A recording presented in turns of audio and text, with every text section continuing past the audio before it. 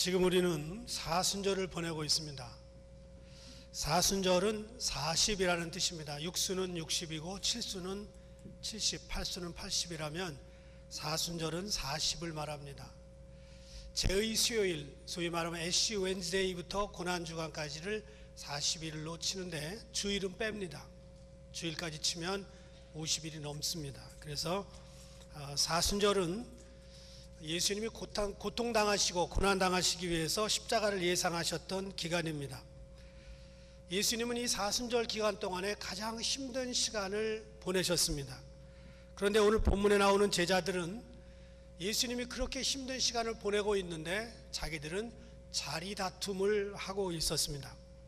아마도 이 오늘 본문에 나오는 이 사건은 사순절 기간 동안에 예수님의 마음을 가장 아프게 했던 사건이라고 생각이 됩니다.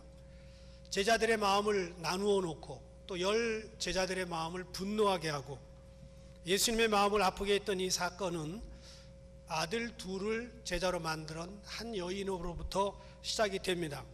세베대 아줌마였습니다. 미세스 세베대. 20절 보면 그때 세베대의 아들의 어머니가 그 아들들을 데리고 예수께 와서 절하며 무엇을 구하니 이렇게 나오죠. 이분은 자기 아들 둘을 예수님이 좌우에 앉게 해달라고 특별 부탁을 합니다. 그랬더니 24절에 보니까 제자들이 나머지 10 제자들이 분노했다 이렇게 나옵니다.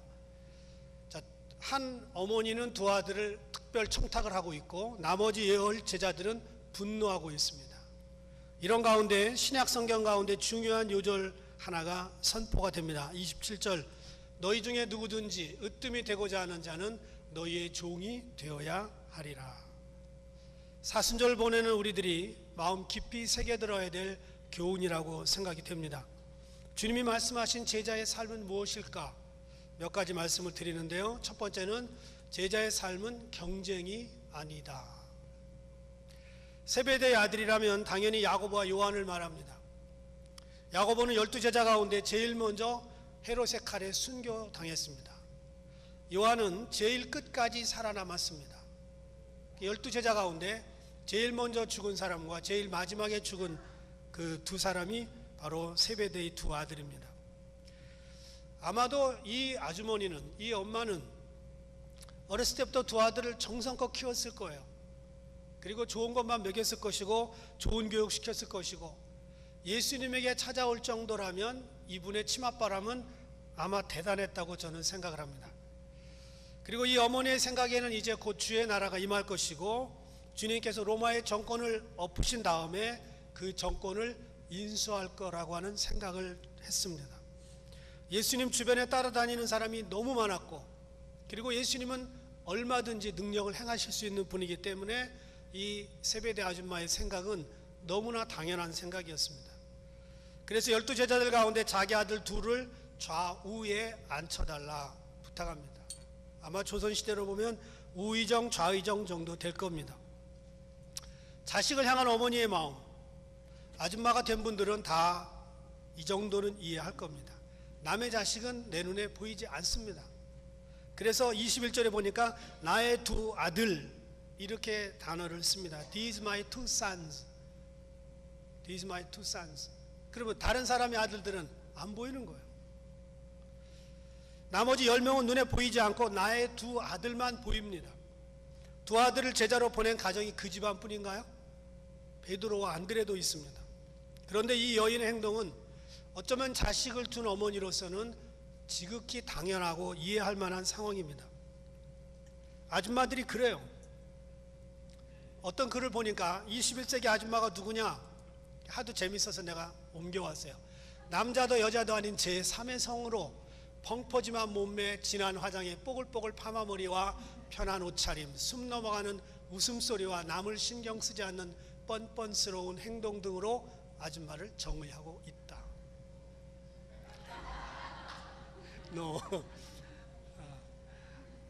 어떤 분이 그랬다 그러니 어떤 분이 이런 말도 있습니다.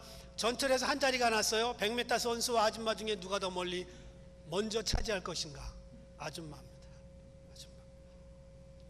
이 아줌마의 마음은 어쩌면 자식 잘 되기를 바라는 전형적인 부모의 마음입니다. 어느 어머니들 이런 마음이 없겠어요. 그런데 이 어머니의 마음에 들어있는 것이 무엇이냐 하는 거예요. 그것은 경쟁 심리였습니다. 경쟁은 인간 사회를 가장 치열하게 전쟁으로 몰고 갑니다. 물론 경쟁이 있어서 좋은 제품이 나옵니다. 경쟁이 있어서 소비자들은 싸게 구입할 수가 있습니다. 경제 논리죠. 그러나 성경은 경제 논리를 말하는 게 아니라 영적 논리를 말하고 있습니다. 예수님을 따르는 제자의 삶은 경쟁이 아니라 서로 함께 짊어지고 가는 공존의 삶입니다. 좀 몇 년 된 통계인데 한국에서 한 해에 자살하는 고등학생이 353명이었습니다. 그 해에 거의 하루에 한 명꼴로 죽었어요. 자살로. 어느 신문 통계에 보니까 한국의 성인 563만 명 중에 자살을 심각하게 생각해 본 사람이 얼마냐? 18살 이상 6명 중에 1명꼴입니다. 그 이유는 치열한 경쟁 사회에서 생존을 위한 능력이 떨어지는 것을 보고 가진 자가 모든 것을 차지하는 승자 독식의 현상에 낙심한 겁니다. 경쟁으로 망가진 인생이 세상에 너무나 많습니다.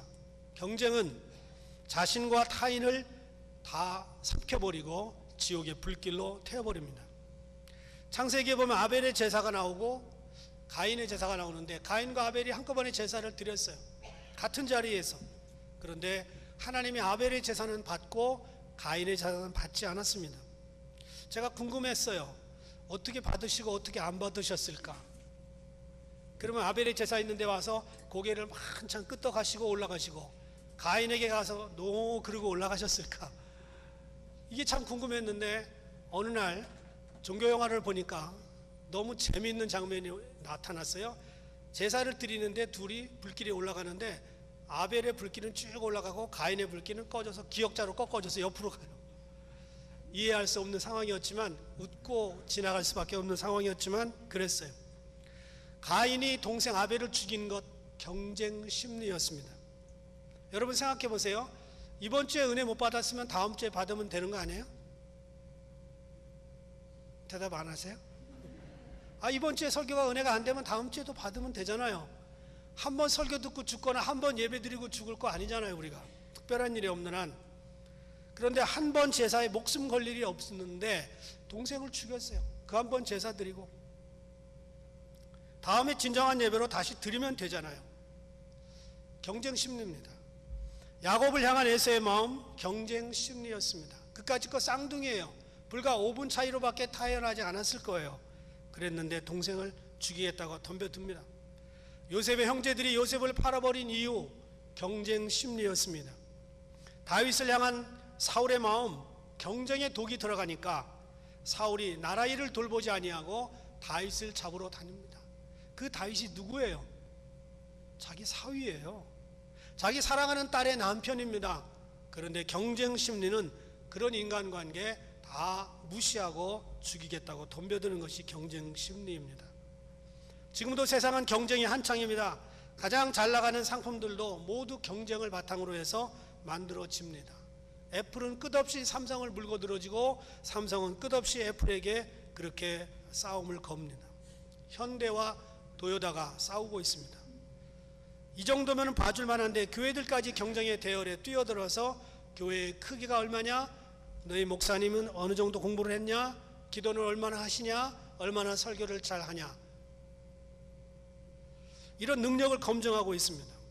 경쟁은 인간 사회에서 가장 처절한 모습이고요. 경쟁에서 이긴 자만 살아남는 것은 하나님이 만든 세상의 모습이 아닙니다. 하나님은 우리 가운데 병자를 주셨어요. 연약한 자를 주셨어요. 눈먼 자와 그리고 암덩어리로 고생하는 자들을 주셨어요. 그들은 도저히 경쟁 대열에 생존 경쟁에 뛰어들 수 없는 힘든 그런 모습으로 목숨을 이어가고 있을 뿐입니다. 경쟁은 꿈도 못 꾸고요. 생존을 위한 몸부림 때문에 하루하루를 그냥 버티는 것입니다. 하나님이 연약한 자들을 우리 주위에 심어두신 이유는 그들을 돌보면서 살으라고 하는 명령이십니다. 지나간 역사를 돌이켜보세요. 경쟁에서 살아남을 것과 같았던 힘 있는 것들이 다 죽었어요. 공룡, 살아있는 날 공룡 보신 분 계세요? 그렇게 엄청난데 다 죽었어요. 티라노사우루스, 뭐 스테고사우루스. 제가 어렸을 때 우리 지훈이 어렸을 때 공룡책을 하도 봐가지고 공룡 이름을 외웠어요. 지금은 많이 까먹었지만 트리켈라톱스 뭐 이런 거 다 죽었어요. 사자 동물원에만 있어요. 호랑이 마찬가지예요. 코끼리 그렇습니다. 이렇게 웅장하고 크고 힘 있는 것들은 대부분 다 죽었어요. 그런데 아직도 살아남은 것들은 뭐예요? 개미, 거미, 집집마다 바퀴벌레 다 있죠. 난 바퀴벌레에 바퀴가 달렸는 줄 알았어요. 어렸을 때 바퀴 안 달렸더라고. 여러분, 이런 것들은 여전히 살아있으면서 오늘도 사람들을 괴롭힙니다. 이것이 자연의 진리예요. 가장 강한 것이 살아남는 것이 아니라 연약한 것들도 살아남는다, 그런 거예요. 여러분, 지나간 여러분의 인생이 경쟁터 아니었습니까? 삶은 전쟁이었잖아요. 직장은 총 없는 전쟁터였잖아요.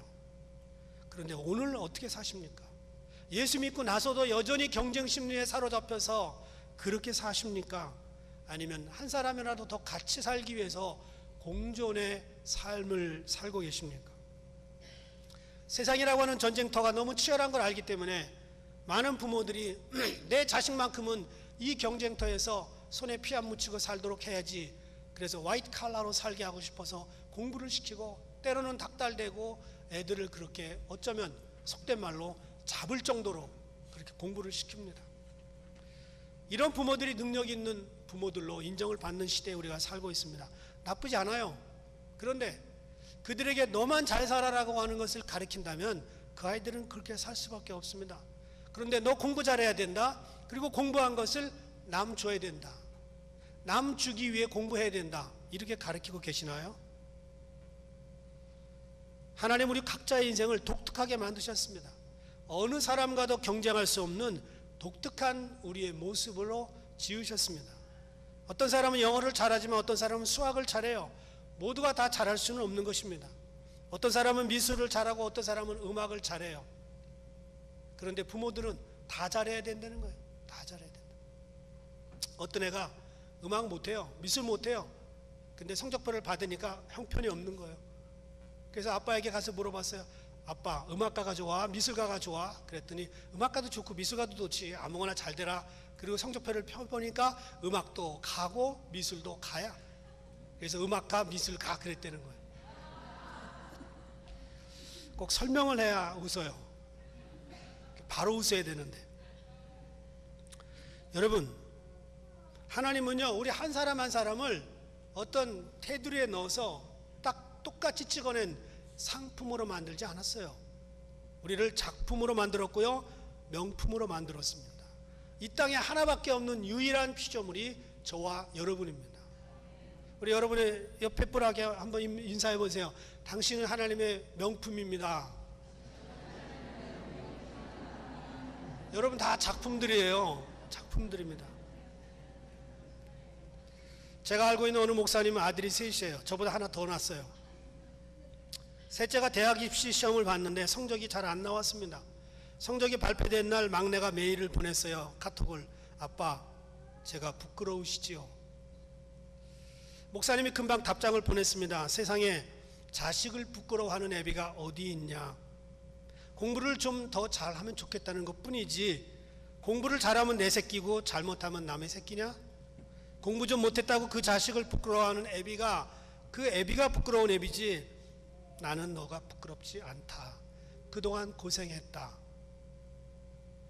저는 이 글을 읽으면서 많은 생각을 했습니다. 경쟁 사회에서 밀린 자기 아들을 보고 격려할 수 있는 아버지의 넉넉함, 우리 시대가 잃어버린 아버지의 모습이 아닐까 저는 생각을 합니다. 우리 하나님 아버지는 세상 모든 사람을 똑같이 사랑하십니다. 경쟁에서 밀린 사람도 사랑하시고 이긴 사람도 사랑하십니다. 진 사람도 하나님의 피조물이고 이긴 사람도 하나님의 피조물입니다. 그리고 인생은 근본적으로 이기고 지는 것이 없습니다. 사람들이 사람들을 구분하고 나누지 하나님에게는 모두가 다 자식들이었습니다. 우리는 사순절을 보내면서 경쟁에 찌든 마음의 독소들을 제거해버리고 내 본래의 모습, 하나님이 지으신 아름다운 모습을 찾을 수 있기를 주님의 이름으로 부탁을 드립니다. 제가 어렸을 때 동전을 잘 주웠어요.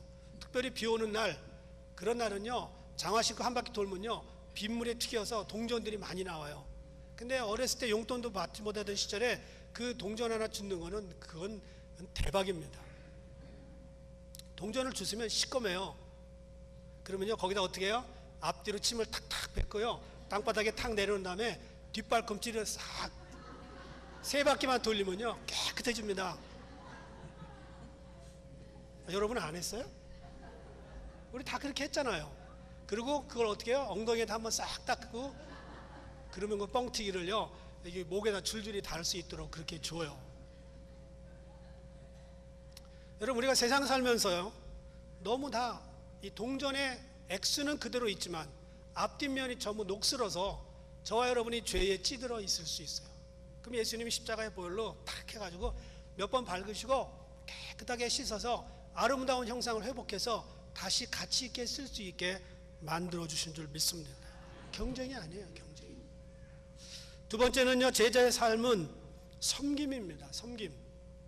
26절 보니까 너희 중에는 그렇지 않아야 하나니 너희 중에 누구든지 크고자 하는 자는 너희를 섬기는 자가 되고 너희 중에 누구든지 으뜸이 되고자 하는 자는 너희의 종이 되어야 하리라. 주님은 인생이 살아가야 될 본래의 모습은 섬김이라고 가르치셨습니다. 특별히 예수님의 제자로서 살아가야 될 모습은 섬김입니다. 섬김. 이것이 이 땅에 주님이 내려오신 목적이고 수많은 제자들과 성도들이 지나간 2000년 동안 보여주신 캐릭터입니다. 과연 그리스도인들의 트레이드 마크는 뭐냐? 그리스도인들의 범퍼 스티커는 뭐냐? 섬김입니다. 섬김.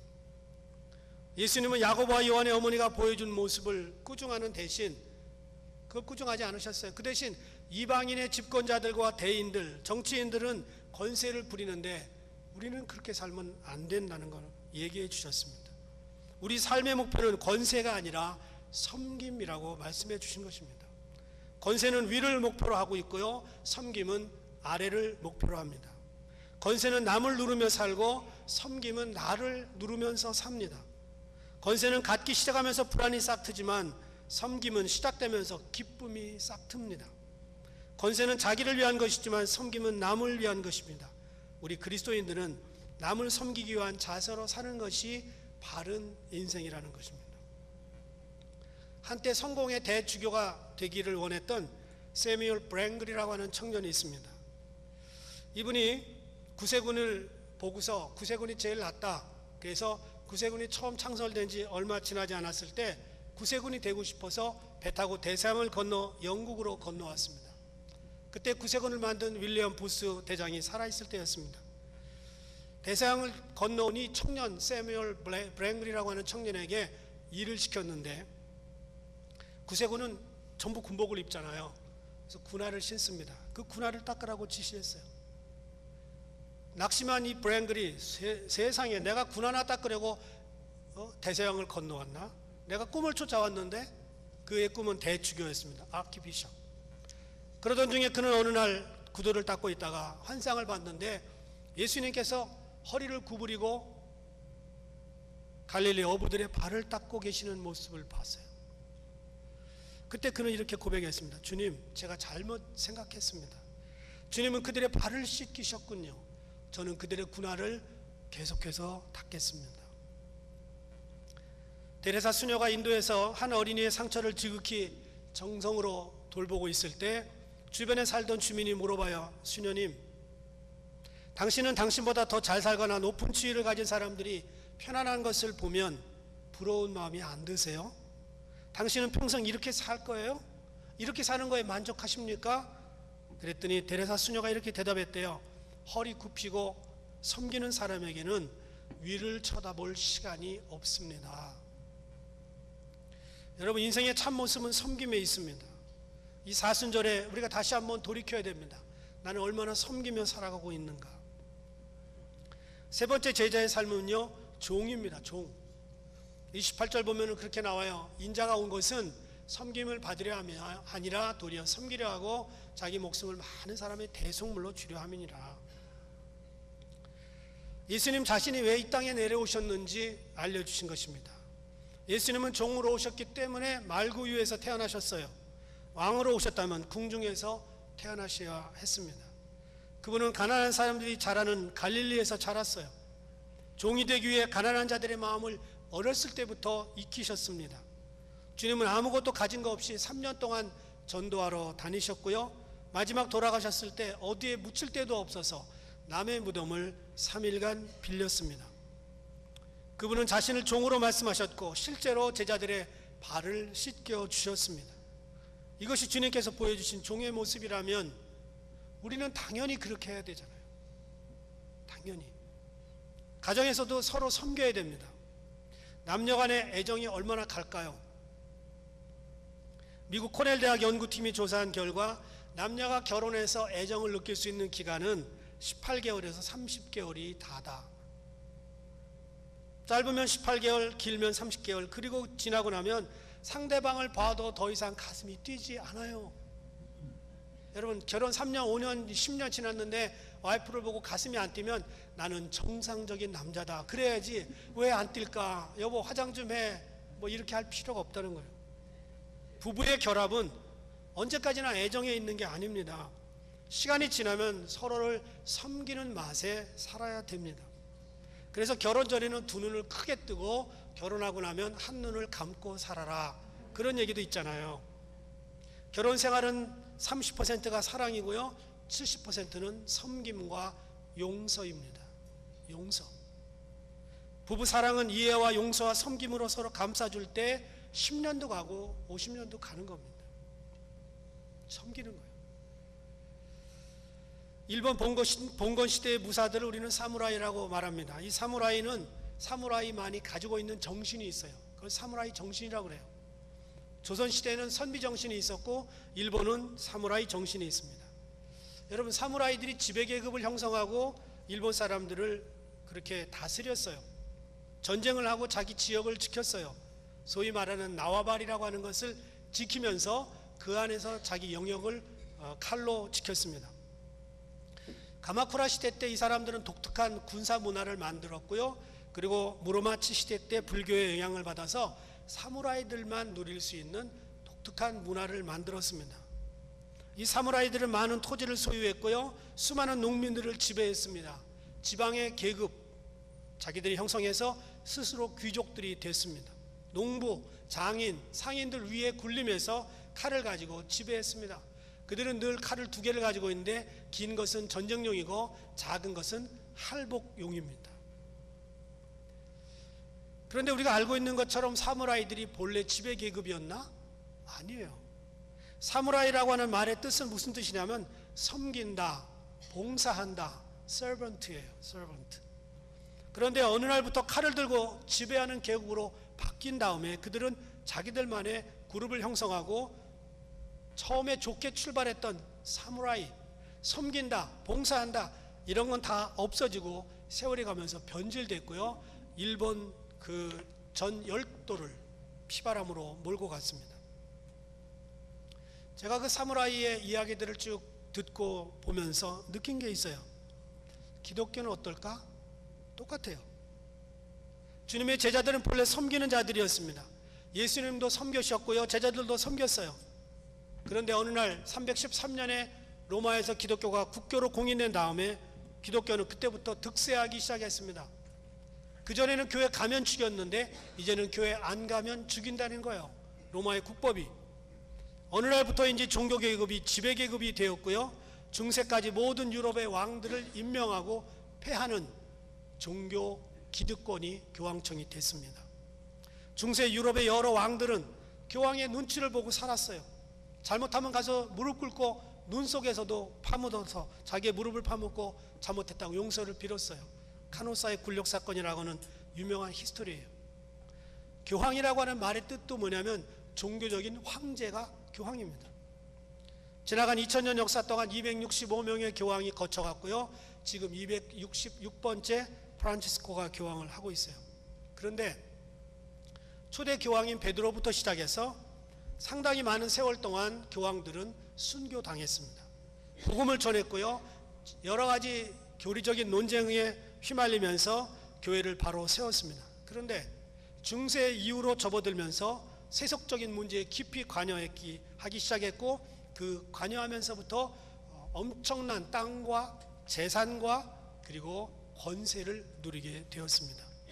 심지어 교황은 죄가 없다고 하는 교황 무호설까지 내세우면서 이들은 권세를 누리기 시작했습니다.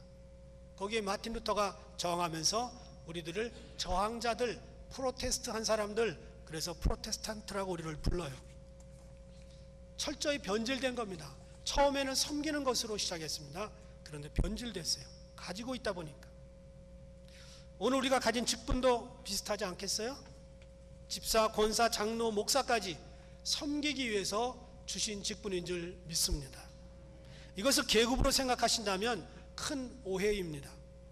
담임 목사나 당회장이 되면 마치 모든 것을 다 휘두를 수 있는 무소불위의 권력을 가지고 있다고 생각하는 그런 사람들이 간혹 있어요. 사꾼 목자들입니다.